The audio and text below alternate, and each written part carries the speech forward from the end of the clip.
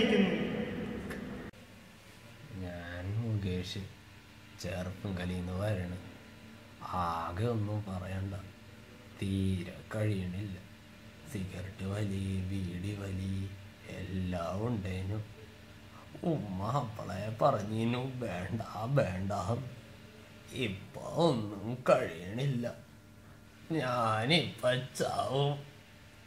ദുർഭാഗ്യമെന്ന് പറയട്ടെ, മുകേഷ് ഇപ്പോൾ ജീവിച്ചിരിപ്പില്ല. നമ്മുടെ വിദ്യാർത്ഥികൾക്ക് ഇതെന്തു പറ്റുന്നു?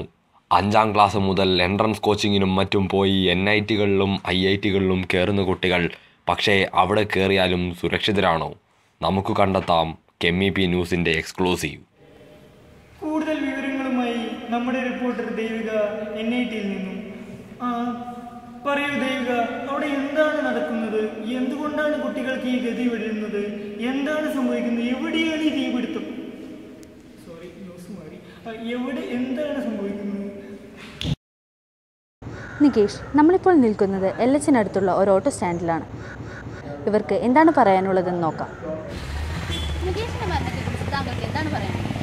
അതിപ്പോ ഞാനെന്ത് പറയാനാ, ഈ പുകയിലും ഇതൊക്കെ നിരോധിച്ചിട്ടുണ്ടെങ്കിലും ഇവിടെ നമ്മൾ കാണാറുള്ളതേ രാത്രിയൊക്കെ ആകുമ്പോ എന്തോരം പിള്ളേരാ ക്യൂ ആയിട്ട് നിൽക്കുക.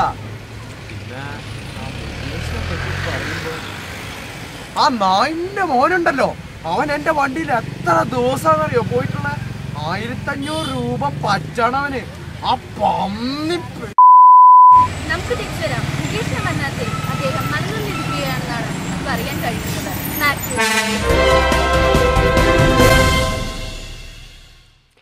എന്തുകൊണ്ടാണ് ഈ യുവത്വം ലഹരിയിലേക്ക് കടക്കുന്നത്? ഞങ്ങളെ കാത്തിരുന്നത് ഞെട്ടിപ്പിക്കുന്ന വെളിപ്പെടുത്തലുകളായിരുന്നു. ഡിപ്രഷൻ, ഇതാണ് യുവാക്കളെ ഇതിലേക്ക് നയിക്കുന്ന പ്രധാന ഘടകം. ഗ്രാഫിക്സോഫോബിയ ആണ് ഇതിൻ്റെ ആദ്യപടി. തിക്ക് ലൈനും തിൻ ലൈനും അതിൻ്റെ മുകളിലൂടെയുള്ള റെഡ് ലൈനുമെല്ലാം ഏതൊരു വിദ്യാർത്ഥിയെയും പോലെ മുകേഷിനെയും അലോസരപ്പെടുത്തിയിരുന്നു.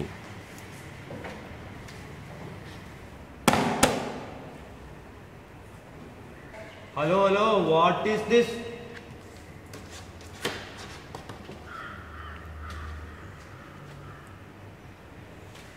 Hello, use thin lines. You don't know dimensions? This is absurd. Meaningless. Thin lines.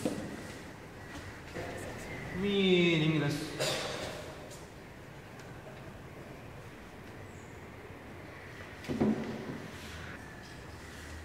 This is absurd.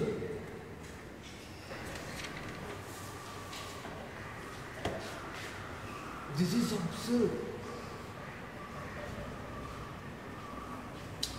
Thin lines. What is this?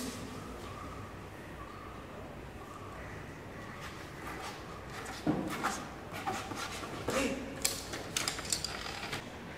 Roll.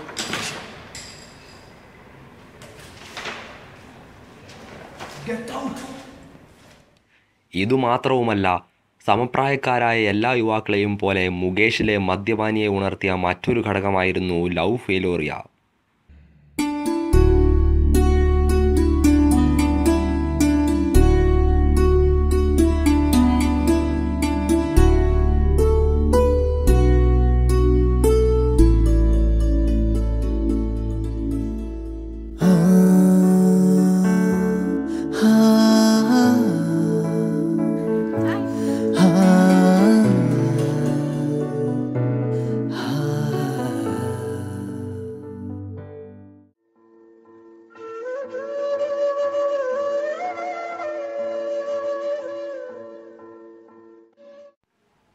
മറ്റേതു കോളേജിലാണെങ്കിലും ചിഞ്ചു പോയാൽ മഞ്ജുവോ, ജാൻസി പോയാൽ നാൻസിയോ വരുമായിരുന്നു. എന്നാൽ NITയിലെ കുറഞ്ഞ ആൺപെൺ അനുപാതം കാരണം അവന് പിന്നെയും പെണ്ണ് കിട്ടിയില്ല. 3:1 റേഷ്യോ കാരണം ഓരോ പെണ്ണിനും പുറകെ 3 ആണെങ്കിലും കാണുമായിരുന്നു.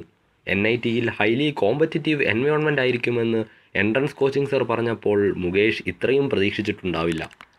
മരത്തിന് മുകളിലെ കാക്കകളോടും മരത്തിന് കീഴിലെ കോഴികളോടുമൊപ്പം അവൻ രാജ്പഥിൽ സമയം ചിലവഴിച്ചു. LHലെ സമയപരിധി കാരണം 7 മണിക്ക് നിറം മങ്ങുന്ന ക്യാമ്പസിൽ അവൻ പിന്നീട് നേരം വെളുപ്പിച്ചത് മദ്യത്തോടും പുകവലിയോടും ഒക്കെ കൂട്ടുപിടിച്ചാണെന്ന് ഞങ്ങൾക്കറിയുവാൻ സാധിച്ചു. ശ്വാസകോശം പഞ്ഞി പോലെയാണ്. സിഗരറ്റും ബീഡിയും വലിച്ചു കയറ്റുന്ന ഓരോ കുരുത്തം കെട്ട പിള്ളേരുടെയും ശ്വാസകോശം പിഴിഞ്ഞു നോക്കിയാൽ അതിൽ നിന്ന് വരുന്ന കറ ഒരു ചായ ഗ്ലാസ്സിൽ എടുത്തു നോക്കിയാൽ ദാ ഇത്രയും വരും. അതുമതി നിങ്ങളെ ഒരു രോഗിയാക്കാൻ, ഒരു വലിയ രോഗി.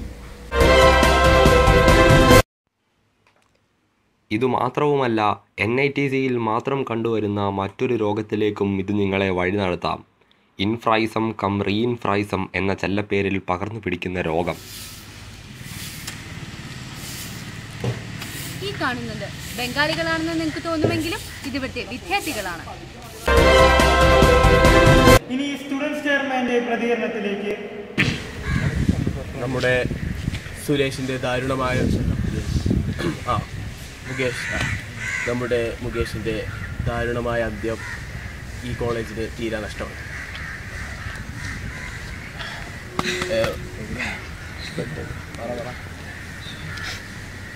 ഏറ്റവും നല്ലൊരു വിദ്യാർത്ഥി അതായിരുന്നു മുകേഷ് ഈ കോളേജിൽ. എല്ലാ കലാപരിപാടിക്കാണെങ്കിലും സ്പോർട്സിലാണെങ്കിലും ഏത് പ്രവർത്തനങ്ങളിലും അദ്ദേഹത്തിൻ്റെ ഒരു കയ്യൊപ്പ് എപ്പോഴും നമുക്ക് കാണാൻ സാധിച്ചു. മുകേഷിനെ കുറിച്ച് പറയുകയാണെങ്കിൽ എനിക്ക് ആദ്യത്തെ കാലങ്ങളെ ഓർമ്മയുള്ളൂ, പക്ഷെ ഞാൻ അപ്പോൾ അത് പറയുന്നില്ല. മുകേഷിൻ്റെ ഈ ദാരുണ അന്ത്യത്തിന് കാരണം ഈ കോളേജിൽ പടർന്നു പിടിക്കുന്ന ഡ്രഗ്സാണ്. The drugs is the main of the process in this campus. ക്യാമ്പസിലെ ഏറ്റവും മികച്ച ഒരു സാധനമല്ല ഈ ഡ്രഗ്സ് കുട്ടികളുടെ ശ്വാസകോശത്തെ ഇല്ലാതാക്കും, ലിവറിനെയും അത് ഇല്ലാതാക്കും, വയറിനെയും അതില്ലാതാക്കും. അങ്ങനെ ഒരു മനുഷ്യനെ മൊത്തത്തിൽ അത് ഇല്ലാതാക്കും. ഇനി കൂടുതലൊന്നും എന്നെ പറയിപ്പിക്കാൻ കഴിയില്ല, കാരണം സുരേഷ് ഞങ്ങളുമായി അത്രയ്ക്ക് അടുത്തൊരു ബന്ധം.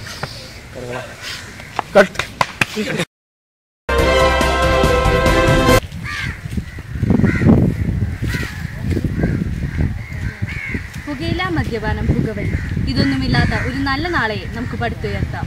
ഇനിയും ഇതുപോലെയുള്ള മരങ്ങൾ ഇവിടെ ഉയരാതിരിക്കട്ടെ എന്ന പ്രതീക്ഷയോടെ ക്യാമറമാൻ ശുക്ലയോടൊപ്പം ദേവിക.